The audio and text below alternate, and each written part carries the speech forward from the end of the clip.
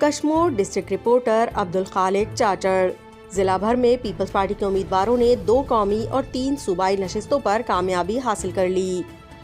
امیدواروں نے مخالفین کو بھاری شکست دے کر 5 نشستیں اپنے نام کر لی۔ ضلع کشمور ایٹ کند کوٹ میں 191 پر پی پی پی اور جمعیت علماء اسلام، جماعت اسلامی، پاکستان تحریک انصاف کے آزاد امیدوار، تحریک لبیک پاکستان کے امیدواروں کے درمیان کانٹے کا مقابلہ رہا،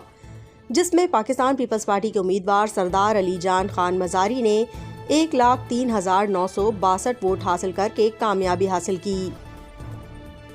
جبکہ جمعیت علماء اسلام کے نامزد امیدوار میر شاہ زین خان بجرانی 1,06,52 ووٹ حاصل کر کے دوسرے نمبر پر رہے۔ جماعت اسلامی کے حافظ نصر اللہ عزیز چنا 3,123، تحریک لبیک کے نور محمد 872، آزاد امیدوار جیل شاہ 594، آزاد امیدوار محمد اکرم 1,011 ووٹ حاصل کر سکے، جبکہ این اے 192 کند کوٹ خان پور کرمپور میں پیپلز پارٹی کے نامزد امیدوار میر شبیر علی خان بجرانی 99,560 ووٹ حاصل کر کے کامیاب ہو گئے، جبکہ مخالف جمعیت علماء اسلام کے ڈاکٹر محمد ابراہیم جتوئی 72,000 ووٹ حاصل کر کے شکست کھا گئے۔ اس طرح پی ایس 4 پر پی پی پی کے امیدوار حاجی عبدالرؤف کھوسو نے 58,046 ووٹ حاصل کر کے کامیاب ہو گئے، جبکہ مخالف تحریک انصاف کے آزاد امیدوار میر غالب خان ڈوم کی 25,758 ووٹ حاصل کر سکے۔